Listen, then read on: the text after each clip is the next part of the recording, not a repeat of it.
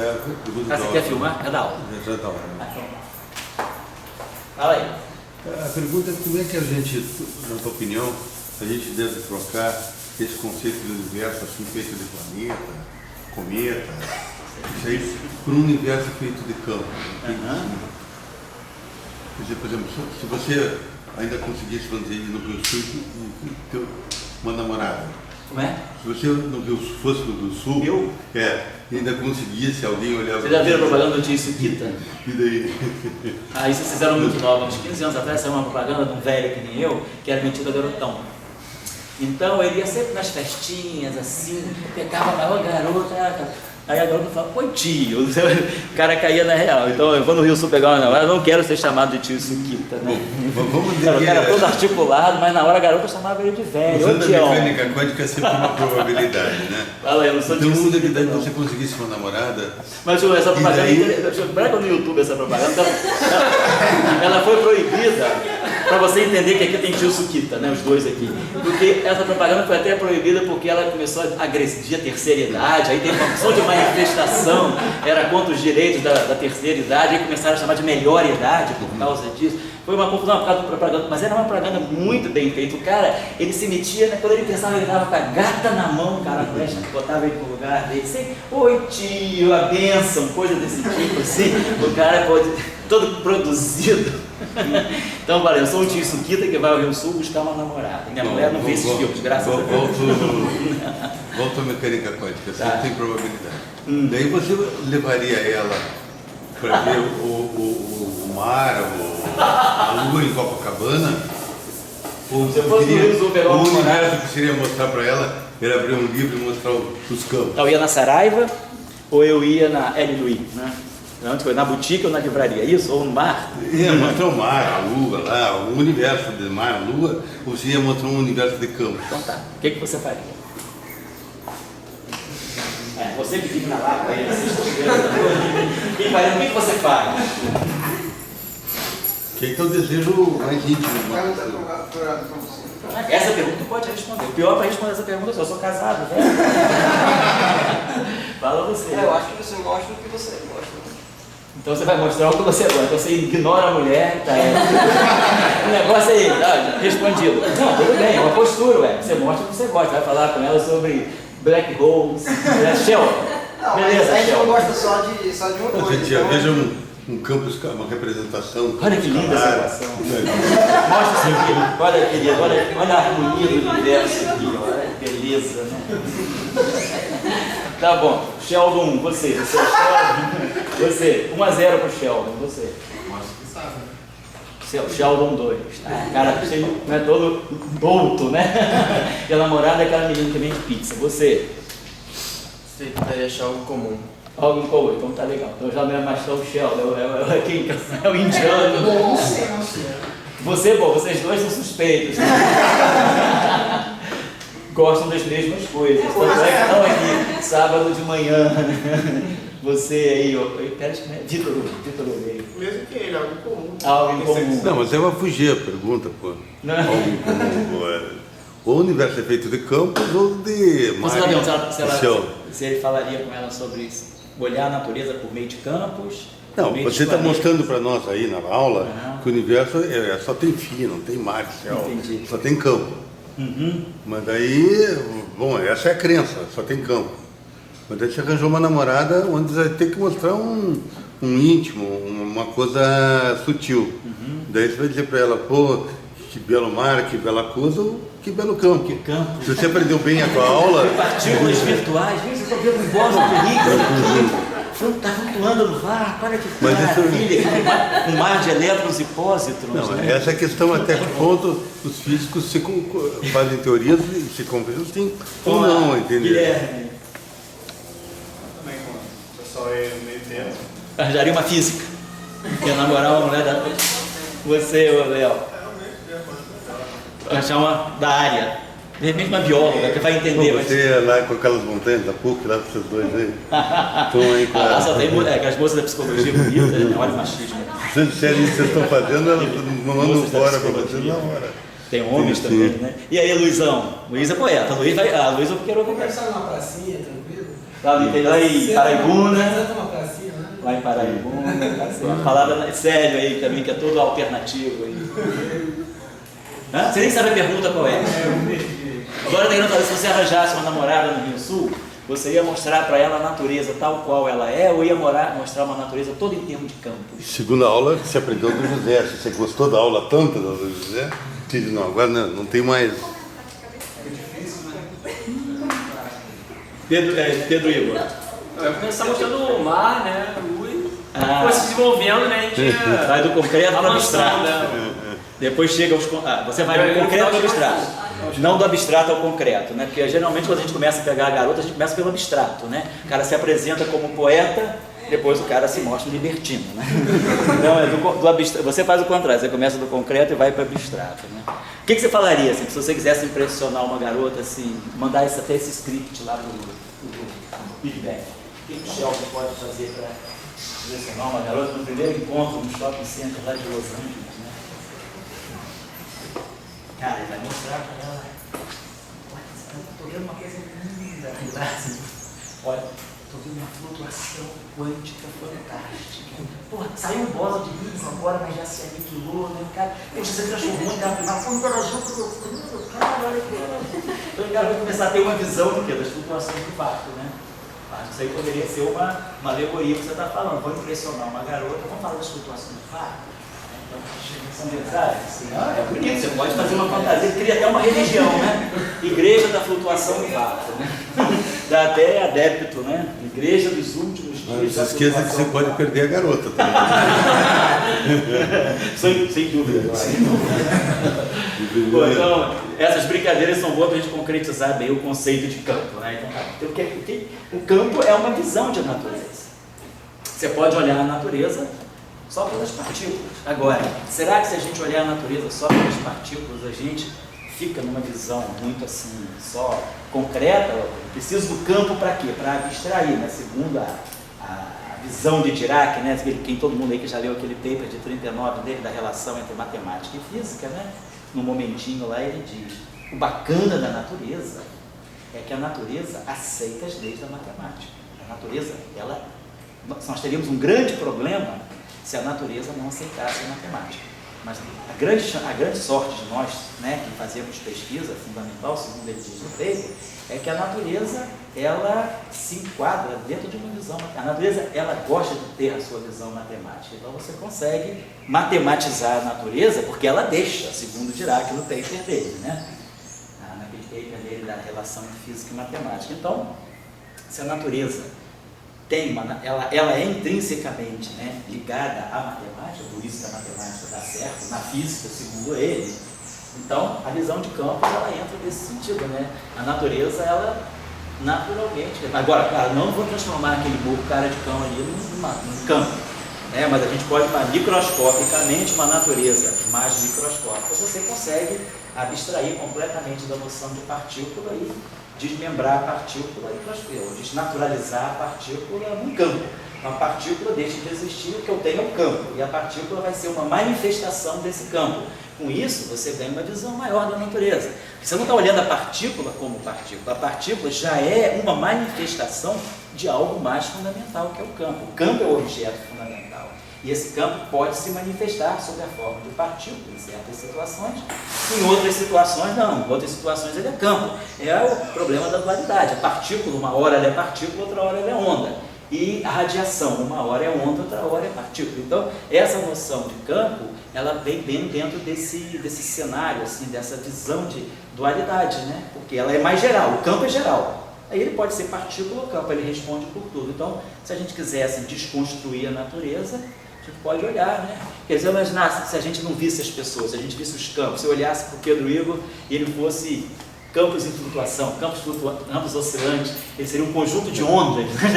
Pô, dá para fazer um filme de ficção interessante, né? Cada pessoa fazer um joguinho de computador, a pessoa, você não está trabalhando com pessoas, está trabalhando com pacotes de onda, né? É assim que eu me sinto quando eu vejo alguém de onda sem óculos. Então, pacote de onda. Então, seria a nossa visão de mundo, né? Se cada um fosse um pacote de onda aí, E esse pacote de onda dá trabalho, cara. Esse pacote de onda é ansioso, tem uma velocidade supraluminal. Esse ataque ônico. Vou lhe falar aí. Mas nessa visão que você falou nas primeiras aulas de que o desmaterializa, né, a Isso. partícula que a gente precisa estudar. Isso, de certa forma, é um avanço, mas isso tem alguma coisa que se perde ao caminho? Quer dizer, você tem algum problema que se ganha. Você ganha problemas com isso. O problema sério da teoria de campo, um dos problemas grandes da renormalização vem daí. Quando você desmaterializa a partícula, transforma num campo que é quântico, que é relativístico, a gente vai ver aqui no curso, vai ter a oportunidade de ver onde começam a sair esses infinitos, né? E quando você faz isso, sobretudo quando o campo se torna campo quântico, quando você uma partícula que você desmaterializa, então, aí você está entrando no mundo quântico, né? Porque você só pode desmaterializar a partícula para virar um campo no mundo quântico por causa da dualidade, partícula-onda. Então, quando você desmaterializa a partícula sob a forma de um campo, você está dentro dos pressupostos do ali, você está dando uma outra descrição para a partícula, ele é um campo. Agora, você está no mundo quântico, esse campo é um campo quântico. Agora, quando esse campo é um campo quântico, você aí pode ter sérios problemas, porque o campo quântico ele percebe singularidades do espaço-tempo por ele ter essa interpretação probabilística. Como nós vamos ver isso aqui vai ser um ponto fundamental para nós, pensar exatamente aonde é o campo quântico fica infinito para poder depois dar origem ao processo de normalização. Certo? Oi. O Tião falou essa semana no curso de interações fundamentais que teve, acho que um alemão na década de 70, que ele fez a teoria quântico-campo usando a teoria de distribuição singular. Ele viu que seria tudo finito. Isso. Ele fez para QED, obteve os resultados. Isso tem no caso da RQ definida, exatamente. É a formulação. Acho que é Scharf. Scharf é o autor do livro, mas a formulação é Epstein e Glaser. Os autores originais são o Epstein e o Glaser. E depois eles fizeram a formulação geral, que é o que se chama teoria, é o que se chama quantização causal. Eles criaram esse formalismo aqui, que é o formalismo da quantização causal. Nesse formalismo aqui, eles constroem uma teoria quântica de campos com outros pressupostos que não a teoria de campos fundamental. Tem várias maneiras de a gente construir uma teoria quântica de campos. Os formalismos mais aceitos hoje em dia são integral de caminho, que é o que eu vou fazer mais aqui com vocês, path integral, que é uma coisa mais prática, matematicamente é horrenda, porque você manipula com grandezas que matematicamente não são bem definidas, mas o cálculo físico dá certo. Então, isso aí para o matemática é uma coisa bem interessante, a questão da integração de caminho, definir medida, etc. Então, você pode fazer integração de caminho, path integral, quantização via path integral. Depois você pode fazer a chamada quantização canônica, que é a mais tradicional, que é quando Dirac começou na década de 20, os primeiros trabalhos. A quantização ela foi canônica até a década de 60. Aí, na década de 60, Iona Lazini, final da década de 60, Iona Lazini, que era aquele pós-doc lá do Nambu, que fez os trabalhos com ele, introduziu a quantização canônica, a quantização de path integral. Depois, nós temos um outro romano, colega de departamento lá do Iona Lazini, que era o Giorgio Parisi, ele introduziu a quantização estocástica. Então, tem um trabalho de Parisi e Zhang, que era um chinês que trabalhava com ele, fizeram a quantização estocástica. Depois, nessa década de 70, a quantização causal, de Epstein e Glaser. Depois, no final da década de 70, a quantização BRST, de Beck, Westoray e Tchoutin.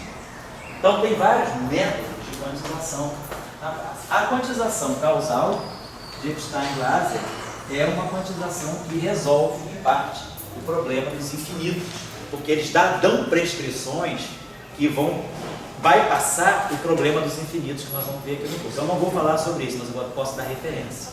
Agora, depois, na década agora mais recente, no final da década de 80, início da década de 90, tem um livro do Scharf. Acho que são dois. O Scharf é um alemão, ele escreveu esse livro, que é Finite Quantum Electrodynamics. Ele faz a aplicação do método de Epstein-Glaser, de quantização, para a eletrodinâmica quântica, e mostra que os infinitos não aparecem. Mas o problema permanece para teorias mais complicadas, tipo Yang-Mills. Não se sabe ainda.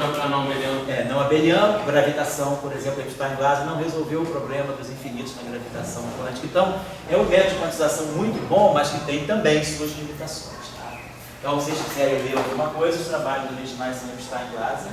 E a gente teve um curso aqui sobre isso, o professor Storrat, Raymond Storrat, quando veio aqui em 91. Em 91, ele deu um mini curso interessante sobre Epstein e Glaser, porque conhece os dois, conhecia os dois, eles ficaram na década de 70, e o Raymond Storrat deu um curso interessante sobre quantização causal, essa quantização de Epstein-Glaser. Tem material escrito do professor Storrat também sobre isso aqui, mas depois o Sharp fez esse livro que é muito bom. Eu acho que a nossa biblioteca tem, do início da década de 90. Isso é uma coisa que vale a pena, assim, nesse período de formação de vocês, darem uma lida, se não estudar, ninguém aqui vai poder trabalhar nisso, não. Só conheço uma pessoa no Brasil que está meio ligado a isso, porque foi colaborador do Sharp. O Sharp teve no Brasil e visitou o IFT, que é o professor Pimentel, o Grupo Pimentel, que é um peruano que trabalha lá no IFT. O Pimentel já está aposentado, mas continua trabalhando. Eu lembro que o Pimentel trouxe o Sharp ao Brasil e parece que o Pimentel chegou a ter paper com o Sharp nessa direção da quantização de Epstein-Glaser. Então isso é uma coisa interessante realmente. Mas o que a gente vai ter que deixar claro aqui, existem diferentes prescrições para você criar uma teoria quântica de campos. Está falando, a minha teoria quântica de campos é o quê? A minha quantização, eu estou adotando a integração de caminho, eu estou adotando a quantização canônica, eu estou adotando a quantização estocástica, estou adotando a quantização causal, estou adotando a quantização de Epstein-Glaser. Então, qual é a quantização que eu estou adotando? Isso é importante definir, certo? A quantização do caminho, ela não começou com Feynman? Quantização canônica? De caminho. Feynman fez para mecânica quântica, mas quem fez mesmo a formulação de integral de caminho para campo foi o Malazan.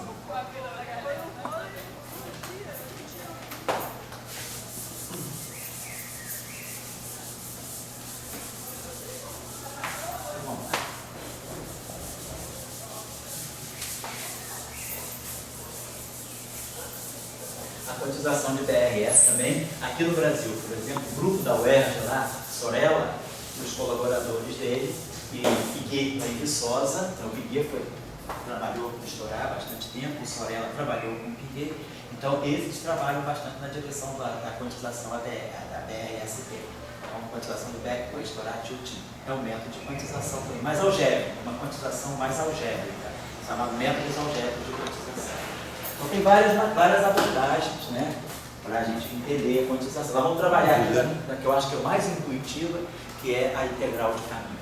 E é a mais prática. Na prática, para fazer os cálculos do modelo padrão, para fazer os cálculos em física de partículas, nós estamos mais ligados à integração de caminho. Pois não?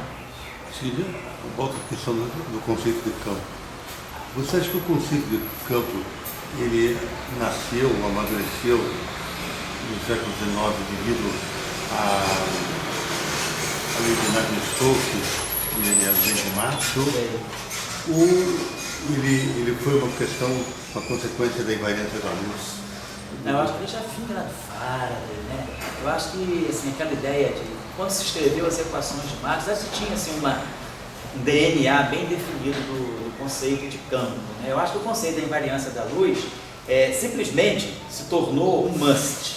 Por quê? Porque com a relatividade especial você perde a noção de interação à distância. A terceira lei de Newton cai por terra porque a ação e a reação não podem mais ser instantâneas, né, e colineares por causa do tempo de propagação. Quer dizer, quando a partícula está aqui, você bota a outra aqui, que a informação chega aqui, elas já se deslocaram. Então, você perde essa instantaneidade da lei da ação e da reação. Então, o único jeito de você transmitir a interação dentro dessa visão, se você quer ser compatível com a relatividade especial, é que cada partícula, quando ocupa quando está em uma posição no espaço, ela gera um campo em torno de si. Não importa a posição onde ela está sempre gerando um campo. Então a interação entre elas é mediada por frentes de onda que se propagam e interagem. Então você resolve o problema da quebra de causalidade que a terceira lei de Newton impõe. Quer dizer, o fato agora de você ter uma velocidade de sinalização finita, né, a velocidade máxima de qualquer sinal é c, então as interações elas têm um tempo de propagação. Então quando você viola a terceira lei de Newton na relatividade especial, você é obrigado a reformular a tua mecânica e rever a tua visão do que seja interação. A interação, quer dizer, a interação à distância, ela já não ocorre mais instantaneamente com as partículas agindo e reagindo com as mesmas forças, na mesma direção e com sentidos opostos.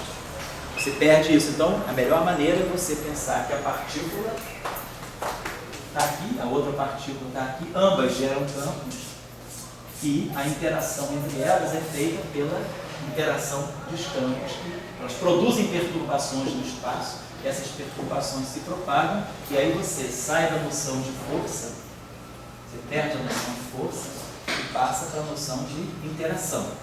Para você, a interação não é mais uma força, né? A interação está ligada, então, a campos, ou seja, a deformações que os objetos produzem no espaço e tempo.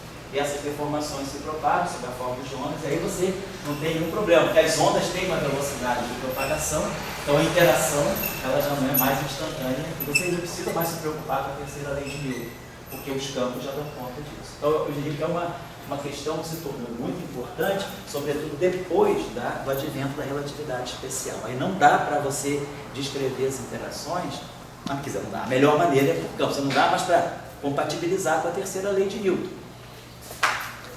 Mas, por exemplo, quando o pessoal do século XIX, né, na primeira metade do século, estudava Navier-Stokes, eu acho que o campo de velocidade, quando eles já faziam V, que nem se botou ali, φ de x e t, né? Eles faziam V de x, y, z e t, né? Então, ali já tinha, eles já chamavam campo de velocidade. Assim. O Navier-Stokes já trazia esse nome. Tinha. E tanto que o Maxwell foi atrás do Navier-Stokes, né? Mas eu acho, certo, mas aí eu acho que a questão aí era uma questão mais opcional. É um tratamento. Eu acho que com a relatividade especial, isso aí se tornou indispensável. Eu acho que o campo, ele ganhou, assim, consistência, né, e consenso quase na formulação por causa da relatividade especial, por causa da terceira lei de Newton. Quer dizer, a terceira lei de Newton cai e a substituímos o conceito de interação. A ideia, não é o conceito, a ideia, né?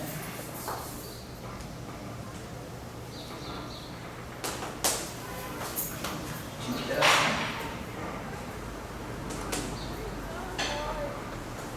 Como sendo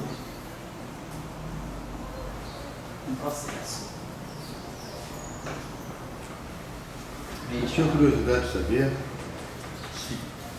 se o conceito de campo, a primeira vez que foi usado, foi o campo de velocidade ou foi o campo de Faraday? Também são sim. Se alguém quiser levantar isso para a gente, esse aspecto histórico aí, onde é que se fala pela primeira vez, se confirma, porque se consolida mais a ideia de campo. No fluido, né, através do campo de velocidade.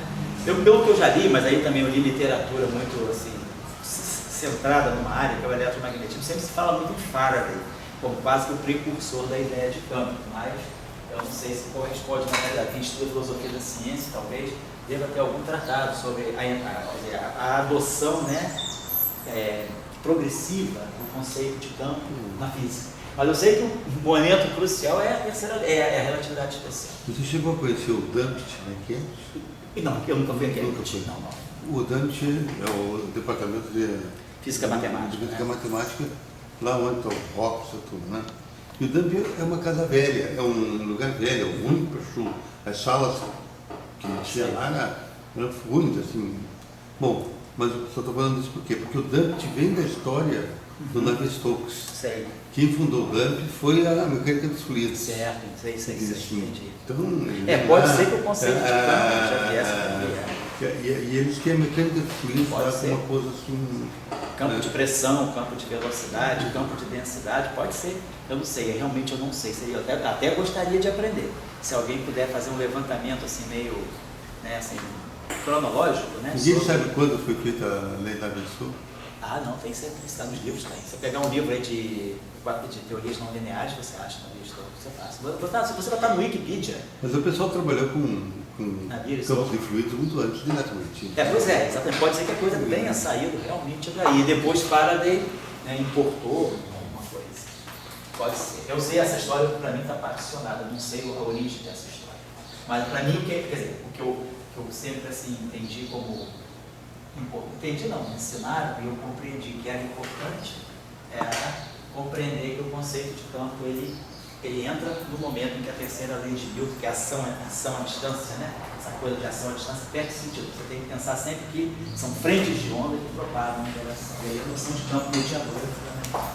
Bom, você acha que isso e mais o grupo de Lorentz cacifou daí? Isso, a cacifou. Então eu diria o seguinte, para quem está fazendo esse curso aqui, eu não vou agora, já falei sobre a importância do campo, a ligação do campo com os grupos de isometria, mas não vou agora refazer tudo sobre representações de SO3 ou de SO2. Isso está nas nossas aulas, seja no curso da teoria de grupo da iniciação científica, acho que foi o curso de 2012, 2013, nem lembro, mas está lá, na iniciação científica, o curso de teoria de grupo que eu comecei em setembro e acabei em abril do ano seguinte. Acho que foi 2012, 2013, aulas assim. E até no curso de equação de Dirac, que a gente viu agora, né, de abril até setembro, as primeiras aulas do curso de equação de Dirac eu trabalhei em detalhe a relação do SO2, o SO3, aí o campo tensorial, o campo espinorial. Então eu vou partir disso aí. Então, o que eu só quis chamar a atenção hoje, que eu não chamei muita atenção lá, é essa questão assim de organização do trabalho. O espaço-tempo, a métrica, o grupo de isometria da métrica e os campos vão entrar como grupos, como representações, né, do grupo de isometria da métrica. E aí nós vamos estar adotando, né, a ideia, vamos para começar, para a gente ter uma ideia assim, começar a jogar bola, né? Vamos já estou quase Mas eu só tenho que terminar com a pergunta. Não é só, pode falar. Eu te vou dizer, se uma pessoa gostasse muito da namorada e não quisesse perder, ele teria alguma maneira... Ficou sozinho ontem, brigou, né? Está muito carente aí, fala aí. Você teria alguma maneira de fazer física sem campos? Se obrigasse com como é que é? A pergunta é difícil, mas como é que é? Não, se você quisesse, se quisesse falar de mar e lua, sei, só, e não quisesse falar de campos. Sei. Tem alguma maneira de você acha que hoje em dia é possível, tem espaço ainda para uma pessoa fazer física sem campos? Ah, entendi. Eu acho que essa questão, não me considero assim, tá? Todo mundo pode ter uma resposta para ela. Então eu preferi que cada um pensasse e cada um trouxesse um pensamento na semana que vem, na próxima aula. Traz um pensamento. A pergunta do Dória é essa. Eu acho que é importante pensar nessas coisas mais frugais, né? O campo não é só uma coisa matemática, a gente tem que saber como é que a gente trabalha com essas coisas. Então o Dória está dizendo se existe vida além dos campos, é isso que você no fundo está dizendo. Pode-se fazer alguma coisa além do conceito, sem o conceito de campo hoje em dia? Então, cada um faz a sua reflexão. Se alguém puder trazer cada um pensamento na semana que vem, assim, uma frase lapidar, ou um pensamento, né? Fala, o que você acha? Pensa que você tem 2 lapas pela frente para te inspirar, tem 2 sextas-feiras aí para te inspirar. Então, pensem aí no que vocês acham da possibilidade de existe vida inteligente fora do campo. É isso aí. É mais fácil ter vida sem internet do que sem campo? Do que vida sem campo, né? É mais fácil viver sem internet, exatamente. Bom, então essa é a questão. Então vamos começar então já agora com uma fase mais complexa. Suponha que eu tenho um campo. Por enquanto, quando eu colocar a nossa convenção vai ser, quando eu colocar um campo φ maiúsculo, esse campo aqui, ele tem, vamos dizer assim, uma estrutura que eu não estou declarando. Ele pode ser qualquer campo, ele pode ser tensorial, se ele for vetorial, ele tem um índice. Se ele for esfinorial, ele tem um índice esfinorial. Se ele for tensorial, por exemplo, ele tem 2 índices. Se ele for escalar, ele não tem índice nenhum. Estou dizendo um campo. Então esse campo, vou colocar assim, ele dá uma certa representação irredutível de SO3. Todos nós já sabemos que as representações irredutíveis de SO3 são caracterizadas por um número S, né? Que pode ser zeros, a representação escalar, meios, a representação por esquizorial, 1 a representação por vetorial, 3 meios, um esquidor vetor, 2 é um tensor e assim vai. Então cada representação irredutível de SO3 é caracterizada por um número semi-inteiro. Se a gente faz mecânica quântica, todos nós sabemos que o spin, né, que é o spin quântico, vai virar esse número semi-inteiro que vem da geometria. Então, o spin da mecânica quântica é uma mistura da geometria com H cortado, que aqui é a nossa visão quântica do mundo. Então, são 2 visões que se combinam para dar o spin da mecânica quântica, uma visão geométrica e uma visão quântica. A mecânica quântica entra com a unidade, que é H cortado, que é a unidade de momento angular, e a geometria, ela entra com esse valor, vamos dizer, quantizado. Isso aqui não é mecânica quântica. O valor quantizado não é mecânica quântica. A mecânica quântica é o H cortado, é a unidade. Se eu não faço nenhuma mecânica, isso aqui não tem nenhuma mecânica quântica, pura teoria de grupo, eu chego isso aqui. Existem as representações que são quantizadas. Não tem número, não tem, por exemplo, 0,3 nem 0, nem π. Os números inteiros vão ser inteiros. Então, no fundo, o spin quântico, né, ele é uma relação, ele expressa uma relação geométrica do campo da partícula com o espaço-tempo onde ela vive. Quer dizer, o spin, ele dá a posição da partícula dentro do grupo de isometria. Se o grupo de isometria é só 3, o spin pode ser 0, meio, 1, isso é uma representação. Representação escalar, dimensão 1. Representação tem sempre dimensão 2s mais 1. Então, essa representação aqui tem uma componente, a escalar. Essa representação aqui tem 2 componentes. A representação espinorial. Essa representação tem 3 componentes, é um vetor. Essa representação tem 4 componentes, é um espinor, vetor, e assim vai, né? Bom, isso aí é só para relacionar, lembrar a vocês que então, o spin ele tem uma característica de dizer, se eu mudar o espaço-tempo, eu mudo o grupo de isometria. Se eu mudo o grupo de isometria, eu mudo a visão do spin, o conceito de spin muda. O conceito de spin ele acompanha o grupo de isometria no que diz respeito às representações, mas a mecânica quântica ela entra para dar a unidade. Então ele é um semi-inteiro em unidades de H por K. Isso aqui seria a unidade, né? A unidade de medida do spin, vamos colocar assim. Então, só relembrando essas coisas de cursos anteriores. Bom, oi? Tem diferença entre representação fundamental e irredutível? Porque a partir do spin, você pode compor spin, dar o escalar, o vetor. A representação fundamental é sempre irredutível. As representações de dimensões mais altas, não. Você pode compor representações irredutíveis, né? Você pode compor representações que são redutíveis. Por exemplo, se você pegar a representação meio, que é um espinor, e pegar outra representação meio, você vê que isso aqui dá 0 mais 1, né? Pela álgebra de SU2. Então, se você pegar um espinor psi alfa e combinar com um espinor Ki beta, você está pegando um produto tensorial. Você está pegando 2 componentes aqui, então você vai formar um objeto com 4 componentes, Psi1, Ki1, Psi1, Ki2, Psi2, Ki1, Psi2, Ki2. Ou seja, você formou aqui o quê? Uma matriz de rank 2. Uma matriz. Formou uma matriz. Toda matriz pode ser decomposta. Uma parte simétrica, uma parte antissimétrica, perdão, né? E uma parte simétrica.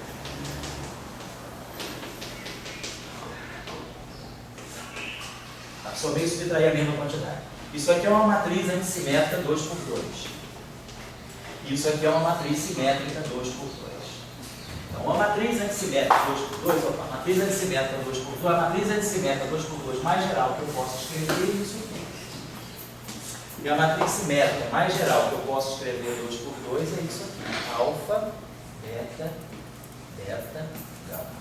Isso aqui é uma matriz antissimétrica 2 por 2, isso aqui é uma matriz simétrica 2 por 2. Essa matriz aqui tem um parâmetro, portanto ela tem dimensão 1. Essa matriz aqui tem 3 parâmetros, portanto ela tem dimensão 3. 1 e 3 dá 4. 2 vezes 2 dá 4.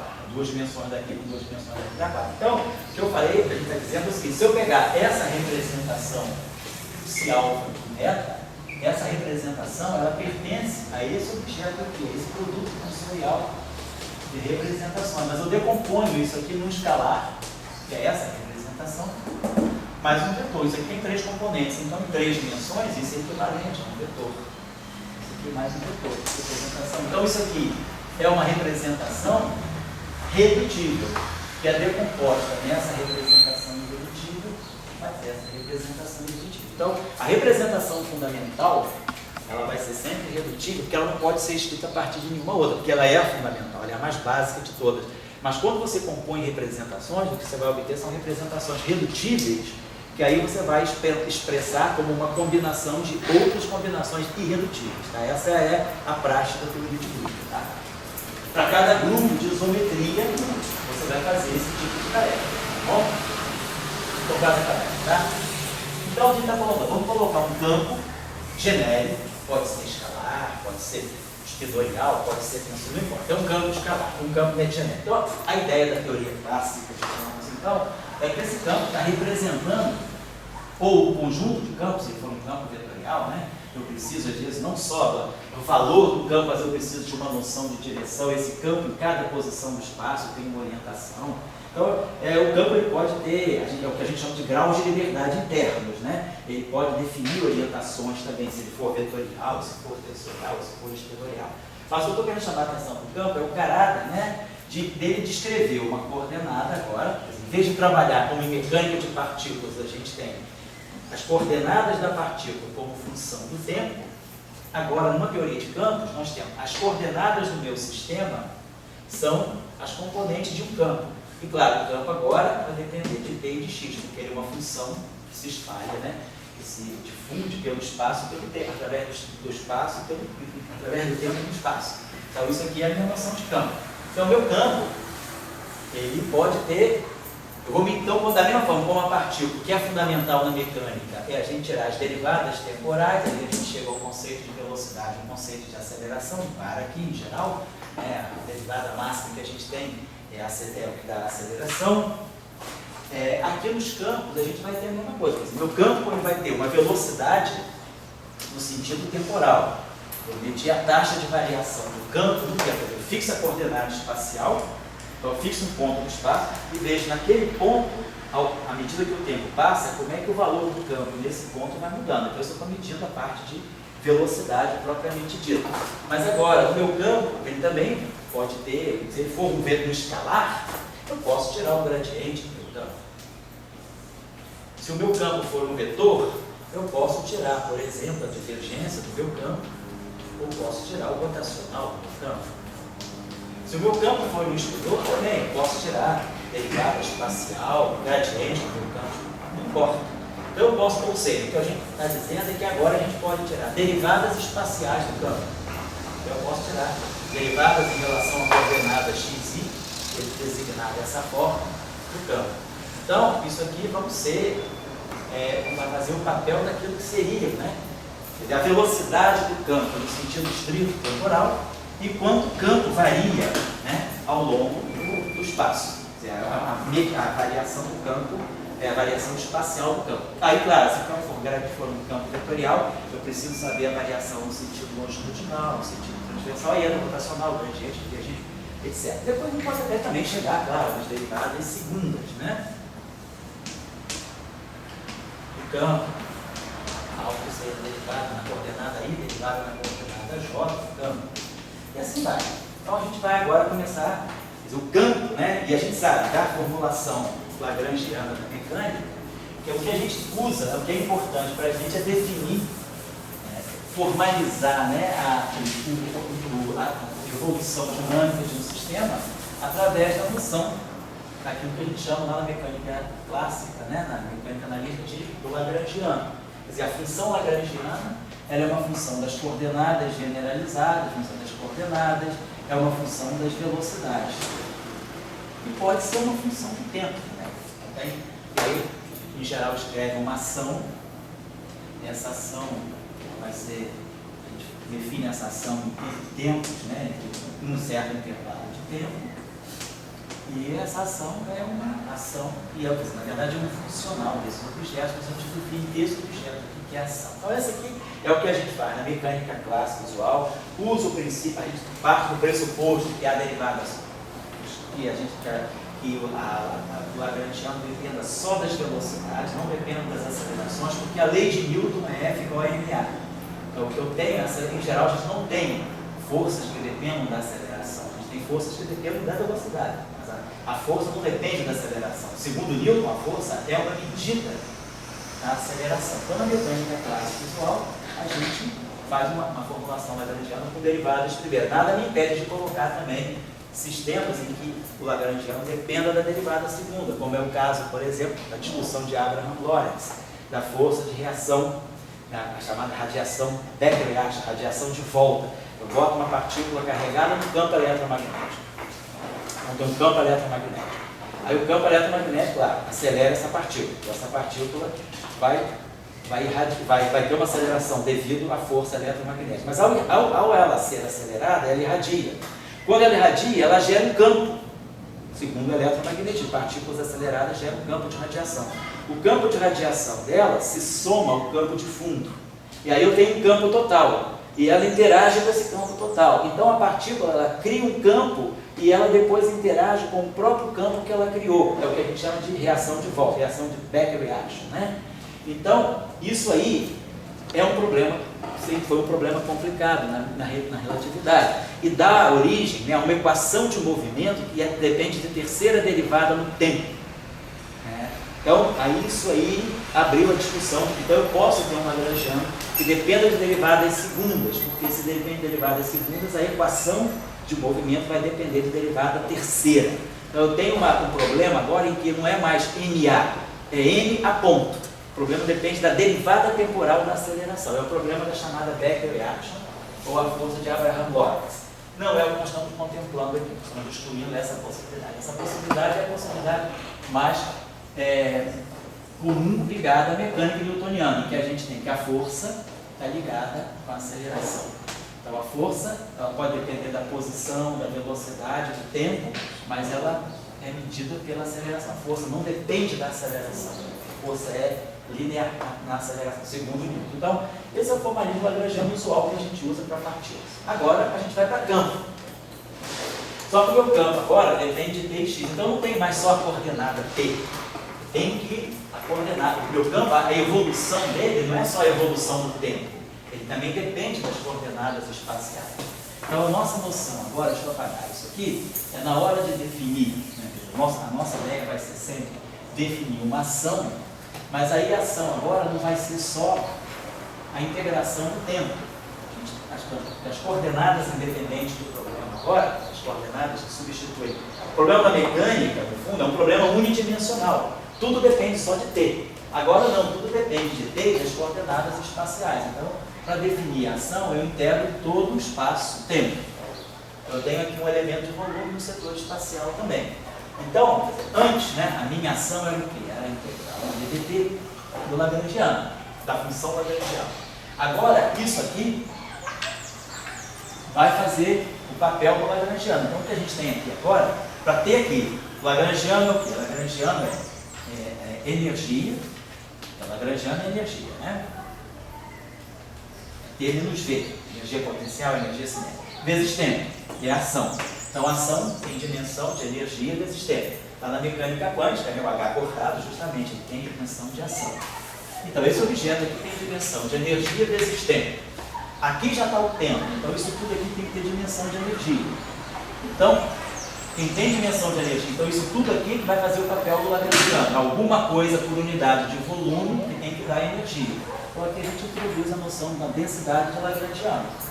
Isso aqui é lagrangiano por unidade de volume, ou seja, energia por unidade de volume, volume por volume cancela, então me dá aqui a energia, a integral do tempo da energia me dá a ação. Então, numa teoria de campos, a gente passa da noção de função lagrangiana para essa densidade aqui de lagrangiano que a gente chama. Tem uma de confusão na literatura em português, se é lagrangiano ou lagrangiana. Eu sempre chamo de lagrangiano porque eu penso mais como um funcional. Mas se você pensar como ou é a função lagrangiana ou funcional lagrangiana, sei lá. Então a gente vai agora partir desse pressuposto. A gente vai construir uma teoria de campo como a gente faz na mecânica clássica. Eu parto de uma ação, em cima da ação nós introduzimos o princípio da chamada minimação e obtemos as equações de Euler-Lagrange. Na mecânica clássica de partículas, né? O procedimento é esse. A gente tem uma lagrangiana, uma função lagrangiana. A partir dela a gente define uma ação. Primeiro passo. Terceiro passo, da ação a gente aplica o princípio variacional. E depois do princípio variacional a gente chega nas chamadas equações, né? Chamadas equações de Euler-Lagrange.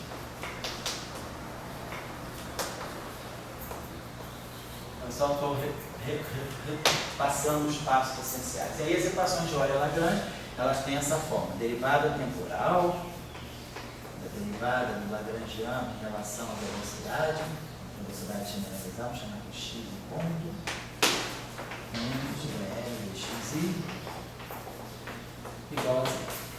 Então, que basicamente dá a lei de Newton, né? Então, isso aqui em geral vai dar a velocidade pela aceleração, derivada temporal da velocidade, quer dizer, isso aqui vai me dar o NA, e aqui eu vou ter a força, que na verdade é o gradiente do potencial. Esse L aqui, se a gente lembrar bem na mecânica clássica, é a energia cinética do sistema todo menos a energia potencial tem no sistema.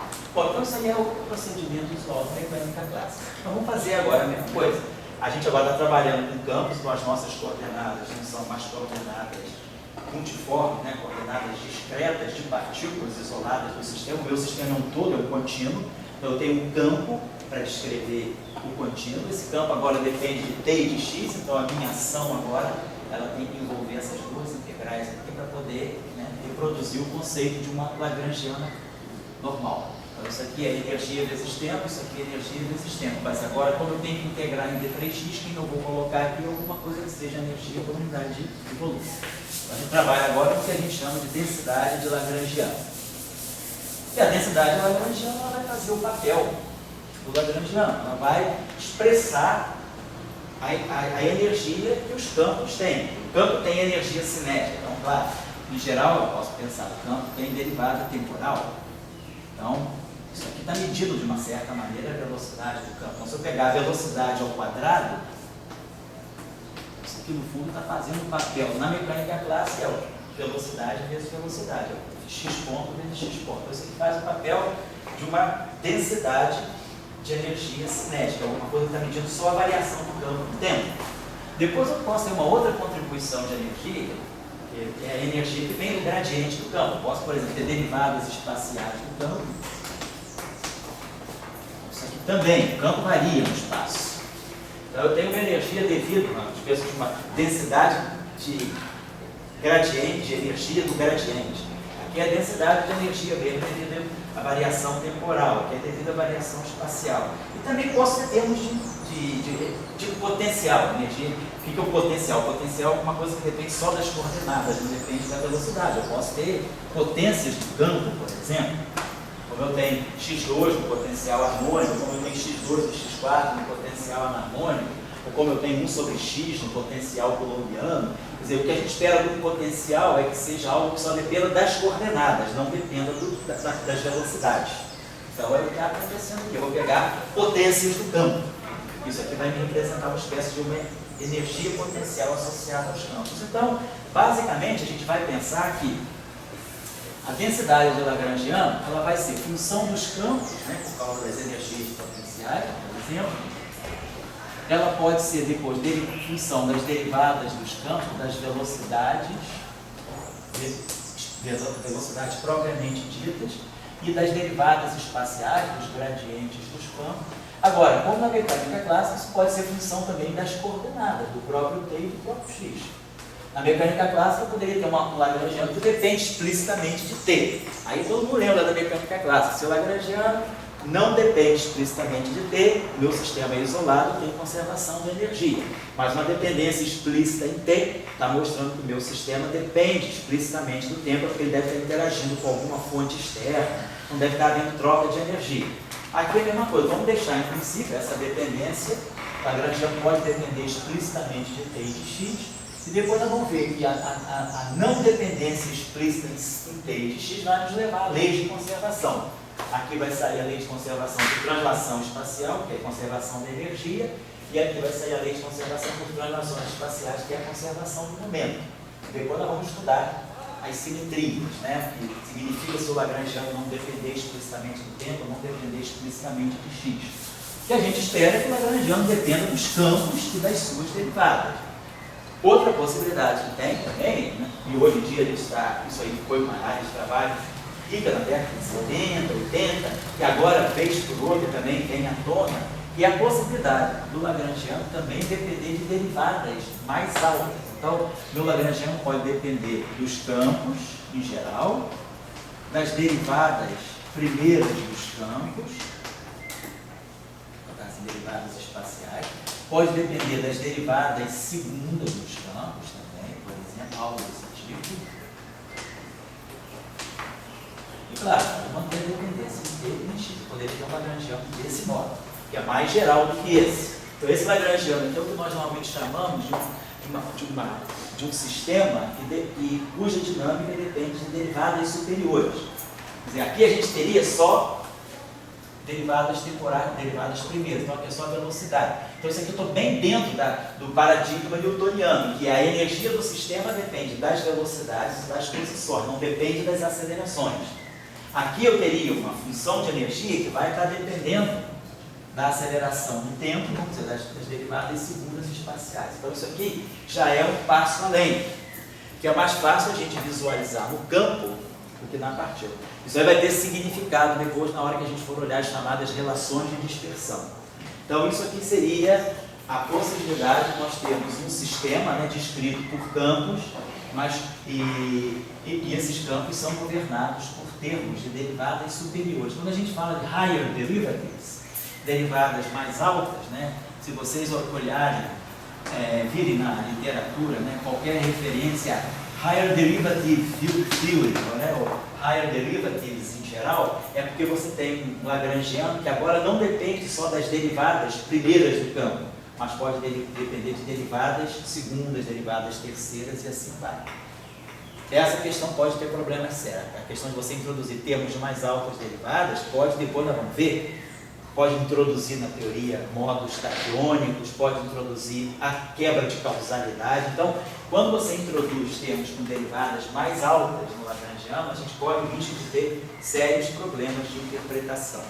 E nós vamos aqui aprender a identificar, porque isso é um dos passos fundamentais, na minha opinião, aprender a identificar até como é que quais são os critérios que você deve usar para já partir com um lagrangiano bom. Porque às vezes você parte de um lagrangiano que você idealiza, quando você chega lá na frente, trabalhou, vê que a coisa é totalmente inconsistente. Então é sempre bom a gente no início fazer todos os checks assim, de consistência, né? Fazer lá, passar toda a lista de procedimentos para ver se está tudo certinho, então eu posso ir para frente.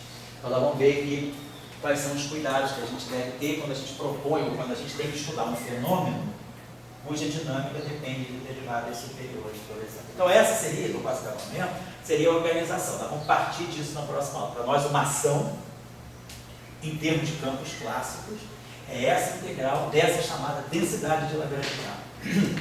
E outra coisa que vocês estão observando aqui é o princípio também que a gente segue, que a formulação ela depende apenas dos campos e suas derivadas. A derivada é um processo local. Ou seja, eu me restringo ao campo num ponto e nas suas vizinhanças. A derivada também. Vocês estão vendo aqui que tudo é local, tudo é em torno do derivada do ponto X. Eu não estou falando de contribuições de campo, por exemplo, meu campo, se eu pegar o meu campo no ponto X, né, do meu campo, se eu tirar a derivada dele em relação às coordenadas, eu estou fazendo derivadas, ou seja, eu estou estudando o campo nas vizinhanças imediatas do ponto onde eu estou considerando o campo. Então, tudo isso aqui é uma descrição local. Se o fato do lagrangiano depender só de derivadas, né, isso aqui, a gente está falando então de uma formulação local. Porque a gente está inspecionando o campo só nas vizinhanças infinitesimais, nas vizinhanças muito próximas, né, de um campo, de um ponto. Mas se agora eu pudesse ter, por exemplo, né, meu campo, será que eu posso ter alguma coisa que seja não local? Por exemplo, eu posso dizer que o meu campo, no ponto X, por exemplo, no instante de T, no ponto X, ele seja o resultado de uma integração sobre todos os pontos do espaço de uma certa função f de y menos x, por exemplo. Então, isso está me dizendo que o meu campo no ponto X, ele está dependendo de pontos que podem estar infinitamente afastados dele. Quer dizer, eu não estou só nas vizinhanças do ponto X, eu estou considerando integral em todo o espaço de uma função f, por exemplo, de y menos x. Então, isso aqui me diz que, para eu ver a medida, quer dizer, para eu ver o valor do campo no ponto X, eu vou precisar conhecer essa função em pontos que podem estar muito distantes do ponto X. Isso é uma formulação não local. Isso é um campo não local. O campo num ponto não depende só dos pontos imediatamente das vizinhanças em torno, né, dos pontos em torno desse campo, desse ponto. Ele vai depender de pontos que podem estar a distâncias finitas muito grandes desse ponto. Então isso é uma formulação não local. Então, em geral, uma formulação não local é uma formulação que precisa de um tratamento à parte. Na Rússia, quem mais desenvolveu essa questão de formulações não locais de campo foi o Goryukov, né, que é um estudante que trabalhou um pouco essa questão, mas não se debruçou sobre ela. Mas um estudante, ex-estudante dele, agora deve estar até aposentado, que é o Yefimov.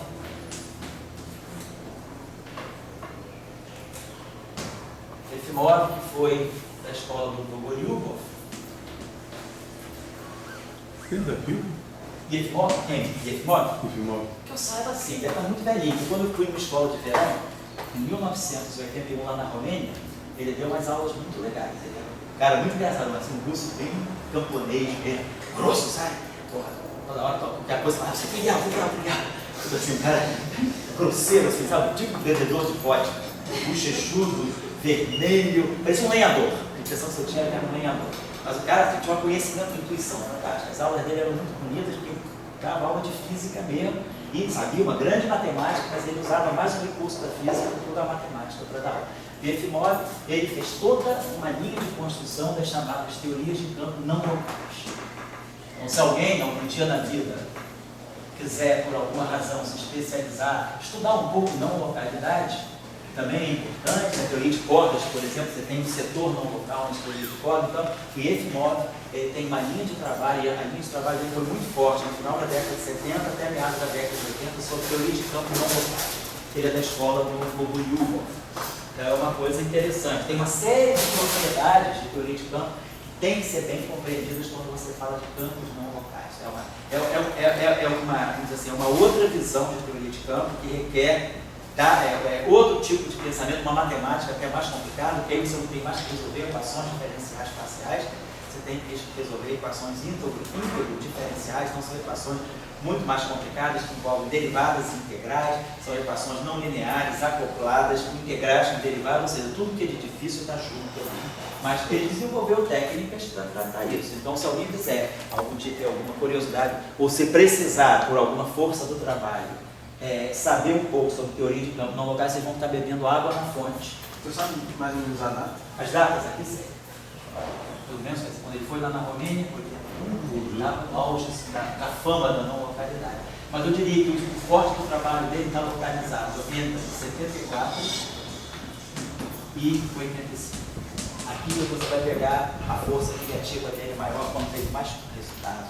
Foi uma época importante, porque nessa época o pessoal estava muito interessado em relacionar, até o Taylor estava nessa escola também, teu orientador, estava lá na escola também, o Taylor deu mais aulas sobre, até ele falou do trabalho, teu trabalho de doutorado, na época você estava fazendo doutorado, ele falou, Dória, eu te conhecia, claro, Dória, Frenkel e ele. Depois tinha também o Milbuslava no meio.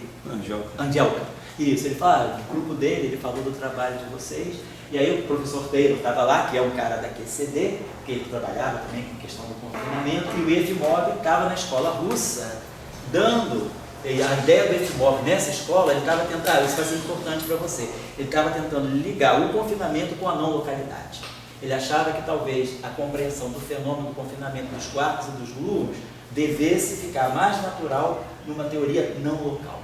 Não sei que fim teve aquilo, porque eu assisti as aulas dele, foi muito legal, mas depois eu não estudei mais isso, voltei para Trieste, né, para continuar a minha vida, mas as aulas dele foram assim, tinha muito debate, porque tinha o pessoal do CERN, lá da supervelocidade, da supersimetria, Ferrara estava lá, Nanópolis estava lá, estava toda a gangue da supersimetria, o pessoal, o Romano lá, o Parisi estava lá, tinha uma turma da física matemática, o pessoal da alta física, essa escola foi muito interessante, porque foi uma escola sobre resultados exatos e resultados experimentais em teorias de Gauge. E tem até um livro aqui na biblioteca, tem os Proceedings aqui, foi Toyana Brashov em 1981. E aí o pessoal da física matemática se pegou com ele, o pessoal da supersimetria se pegou com ele, todo só o Taylor que era mais educado, mais brando, assim, muito interessante, mas você via que ele não estava concordando. Mas muito interessante, aquela maneira inglesa, né? Diraquiana. Oi? Diraquiana. Aquela maneira diraquiana de dizer não, né?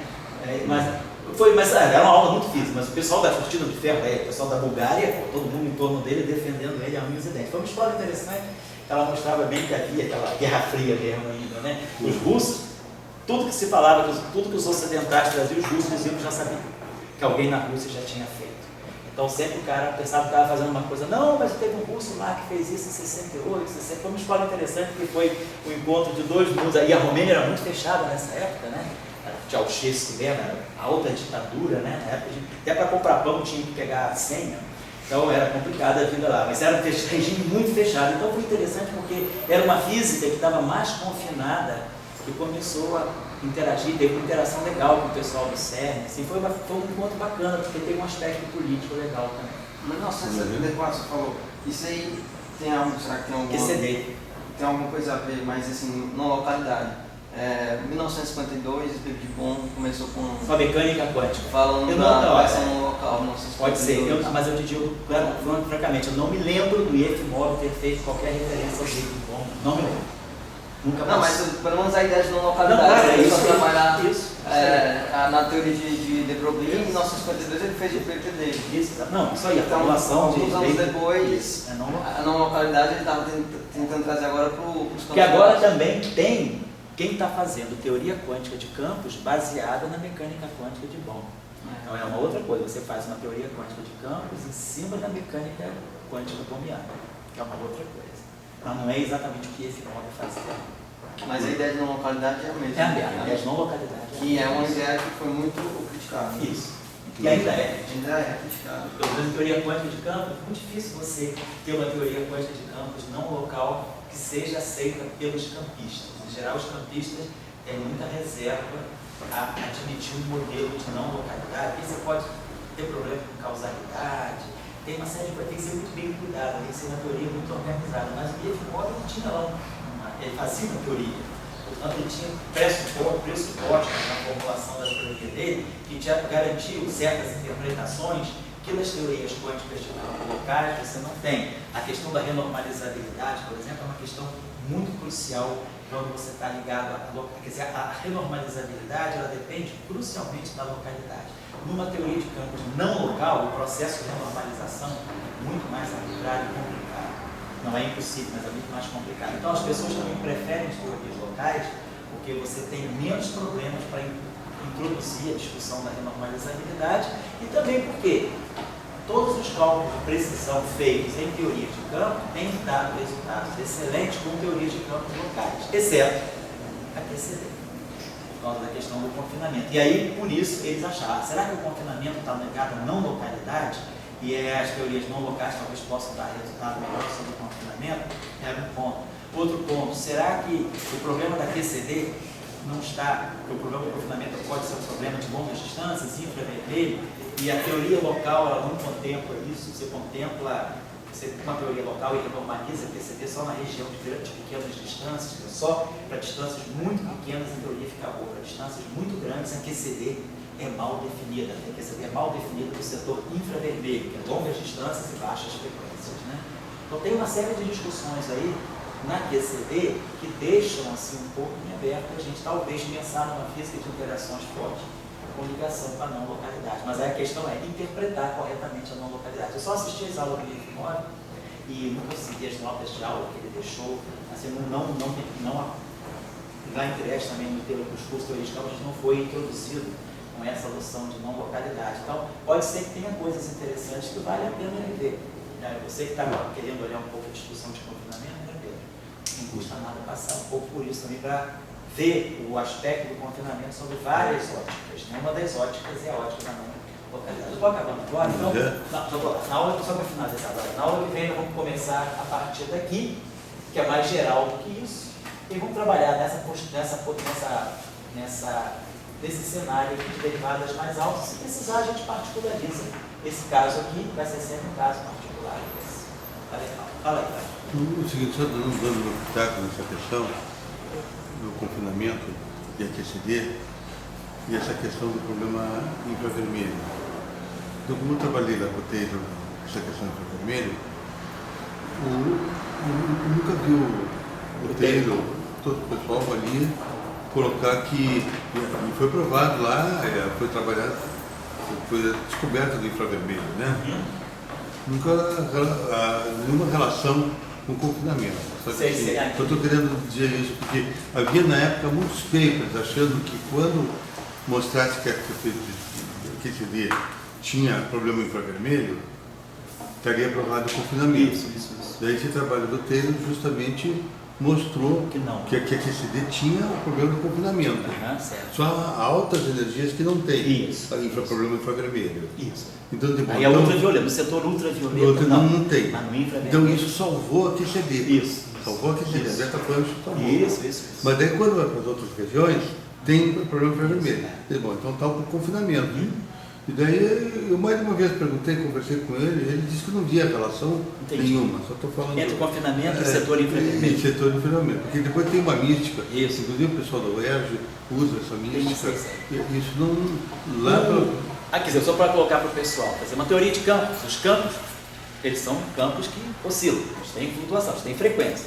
Então, uma teoria de campos no regime de altas frequências, em mecânica quântica, é igual a HNI. Alta frequência significa altas energias. Então, no regime de altas energias, né, altas frequências, né, e, por outro lado, quando a gente da teoria de campo, né, pela dualidade onda-partícula, né, quer dizer, pelo princípio de Broglie, maior momento, maior energia, menor comprimento de onda. Então, maior energia, maior momento, pequenas distâncias. Energia é frequência. Maior frequência, maior energia. Então, quando a gente está falando que a gente está olhando uma teoria de campo no limite de altas frequências, nós estamos olhando o campo no sentido das altas energias.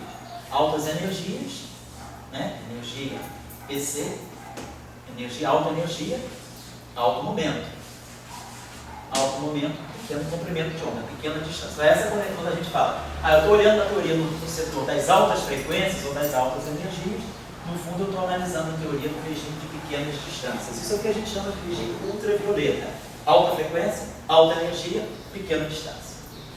Depois, na regime de baixíssimas frequências, que é o que a gente chama de regime infravermelho, baixa frequência, baixa energia, baixo momento, grandes distâncias, grandes comprimentos de onda. Então, o problema da QCD é esse. Quer dizer, o que a gente sabe hoje é que a QCD, com altíssimas energias, regime de altas energias, quando os campos estão oscilando com muita energia, muita frequência, ou seja, eu estou trabalhando com comprimentos de onda que tendem a zero, muito pequenininhos, eu estou na distância muito pequena, a teoria funciona bem, é o regime ultravioleta da QCD, que é o regime da liberdade chamado assintótico.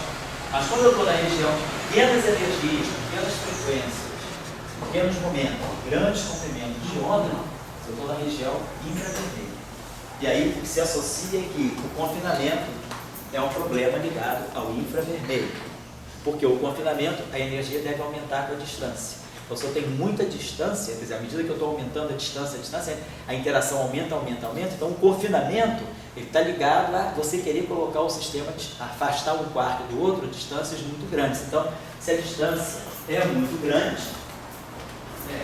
essa distância, então, eu estou pegando o regime de grandes distâncias, estou pegando o regime de baixíssimas energias. Pequenas energias, pequenos momentos, grandes distâncias. Então, só para você acostumar um pouco com essa linguagem. Quando a gente fala, estou olhando a teoria no sentido das altas energias. Altas energias, altas frequências, estou olhando a teoria no mínimo, em pequena distância. Ou vice-versa. Grandes distâncias significa grande comprimento de onda. Se o comprimento de onda é muito grande, é porque a onda é muito suave. Então, é porque ela tem pouca frequência. A frequência dela é muito pequena, ela tem grande comprimento de onda. Então, a QED é uma teoria bem definida nos dois sentidos. Se eu pegar os campos de eletrodinâmica quântica, o campo do elétron, o campo do fósforo, o campo do fósforo, eu consigo compreender a teoria bem tanto no sentido das altas frequências, quanto no sentido das baixas frequências. Ou seja, no sentido das grandes frequências, das pequenas distâncias e das grandes distâncias. A QCD, as teorias de Yang-Mills, não é um problema grande. Para as teorias de Yang-Mills, o que a gente sabe bem hoje é o regime ultravioleta. Grandes energias, pequenas distâncias. Agora, no regime de baixas energias e grandes distâncias, temos problemas de definir a teoria, o que é realmente uma teoria não abeliana no regime infravermelho. E aí, nesse momento, entra o discurso do confinamento. Então, só para vocês acostumarem um pouco com os jargões da área. Mas a gente vai, aos poucos, penetrando nessa discussão. Então, na próxima aula, nós vamos trabalhar a partir desse momento aqui. Então, se alguém quiser ler, é um lugar que eu acho que está mais discursivo, assim, se fala mais sobre o que é uma densidade lagrangiana, por que é importante trabalhar com lagrangianos locais, é no livro do Bogolyubov-Shirokov. Essas coisas, a escola russa é muito boa nessa discussão. Os livros ocidentais, eles são muito utilitaristas, ele passa por cima dessa questão. Eu conheço um livro que discuta bem essa questão, como o Bogolyubov-Shirokov. Então, o Bogolyubov tem na nossa biblioteca. Não sei se tem mais de um volume. Um volume está comigo na minha sala. Se alguém quiser precisar, depois vai na biblioteca, vê se tem outro volume. Se não tiver, pode pegar o meu Eu sempre gosto de consultar, eu deixo ele na minha sala, às vezes quando eu gosto de consultar ele. Que livro é de 58? Esse livro, final da década de 50 e início da década de 60, a segunda edição dele já é 60. Borgolho dos Filmes, eu acho que é Introdágio de Plantais e Folhas.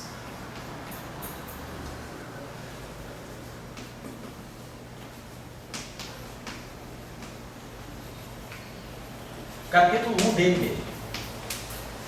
O capítulo 1 dele é Teoria Clássica de Campo. Então, ele passa, aliás, capítulo 1 e capítulo 2, Teoria Clássica. Capítulo 3 em diante, ele já faz Teoria Quântica de Campos. No capítulo de Teoria Clássica de Campos, ele discute muito bem essa questão de introduzir o lagrangiano, a densidade de o porquê da densidade de lagrangiano, o fato de ser local. Então, essa discussão da aula de hoje, quem quiser formalizar melhor, acertar as ideias, né, colocar as ideias no lugar, eu acho que o melhor lugar para leitura é esse. Os livros ocidentais, tem muito livro bom de teoria de campo moderno, mas o pessoal já não discute essa questão muito fundamental. O pessoal já vai direto para a formulação lagrangiana, já é coisa mais prática, é livro mais pragmático. Né? Esse livro aqui é um livro de pensamento, é um livro de ideias, ele tem muita, a parte técnica dele é difícil, ele usa sempre um grande recurso, a análise complexa, que é o forte da escola russa. Então, a matemática, né, a análise complexa na Rússia é muito forte, então esse livro faz um forte recurso à análise complexa, mas a parte discursiva dele é muito boa, a parte de ideias, né? O conceito, o cenário, você compreender realmente o que você está fazendo, as dificuldades que o formalismo pode trazer. Eu acho que esse livro é muito bom por isso. Ele é bem conceitual. Bom, a gente termina por hoje. Dia 13, né, vai ser sexta-feira. Provavelmente vai ser a nossa última aula do semestre, se Deus quiser. Dia